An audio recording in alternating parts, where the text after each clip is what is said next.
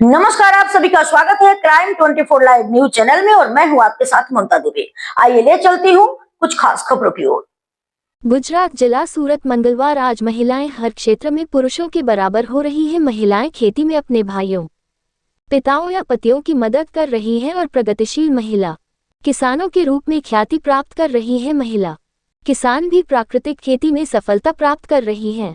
सूरत जिले के महुआ तालुका के बरोदिया गांव की 44 वर्षीय आदिवासी महिला किसान सरलाबेन राठौड़ और उनकी 65 वर्षीय मां नयनाबेन इसका प्रमुख उदाहरण है, जो पिछले 3 वर्षों से गोबर की खाद और गोमूत्र का उपयोग करके प्राकृतिक रूप से केले और हल्दी की खेती करके उत्कृष्ट कृषि उत्पादन और आर्थिक लाभ प्राप्त कर रहे हैं। टिश्यू कल्चर केला योजना के तहत सरलाबेन को परियोजना प्रशासक कार्यालय मांडवी के माध्यम से 2.50 बीघा भूमि में 1500 टिश्यू कल्चर केला पौधे, 45 बैग शहरी खाद, 10 बैग यूरिया, 8 बैग पोटाश और अन्य कवकनाशी का लाभ मिला है। वे 1500 टिश्यू कल्चर केले के पौधों के माध्यम से केले की खेती करके आत्मनिर्भर बन गए हैं। सरलाबेन राठौड़ बताती हैं कि 2013 में उनके पिता की मृत्यु के बाद उन्होंने अपनी मां के साथ मिलकर खेती में रुचि लेनी शुरू की और धीरे धीरे उनकी भी खेती में रुचि बढ़ती गई। उन्होंने अपनी शिक्षण नौकरी छोड़ दी और खेती की ओर रुख किया। ऐसे में आत्मा परियोजना कार्यालय से प्राकृतिक खेती की जानकारी प्राप्त कर वह नवसारी कृषि विश्वविद्यालय में प्राकृतिक खेती शिविर में शामिल हुई। शिविर में गहन ज्ञान प्राप्त करने के बाद मैंने प्राकृतिक खेती करने का निर्णय लिया। शुरू में प्राकृतिक खेती करने वाले अन्य किसान हमारा मजाक उड़ाते थे और कहते थे हम महिलाएं हैं जो खेती करती हैं, महिलाएं घर पर ही बेहतर रहती हैं।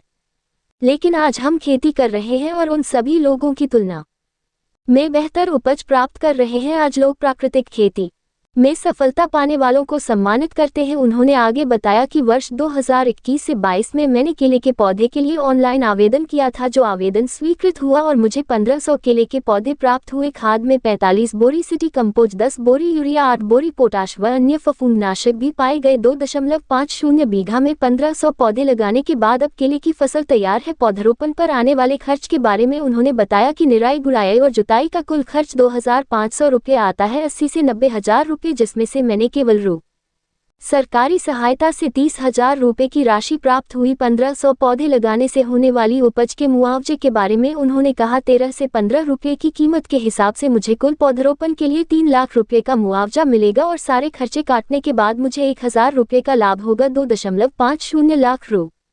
उन्होंने कहा कि केले के साथ साथ हल्दी को भी अंतर फसल के रूप में लगाया गया है। हम हल्दी का मूल्य संवर्धन हल्दी पाउडर बनाकर करते हैं और इसे सोशल मीडिया के माध्यम से बेचते हैं। इससे प्रतिमाह 30,000 की आय हो रही है। अंत में उन्होंने सरकार से प्राप्त वित्तीय सहायता के बारे में बताया कि राज्य सरकार की विभिन्न किसान उन्मुखी योजनाओं के माध्यम से हम जैसे सीमांत किसान आर्थिक रूप से स्वतंत्र हुए हैं। रुपये की सहायता हल्दी पाउडर पीसने वाली पल्वराइजर मशीन पर 22,140 रुपये, पावर टिलर मशीन पर 32,250 रु, झटका मशीन पर 10,000 रु, प्रेशर पंप मशीन पर 8,000 रु।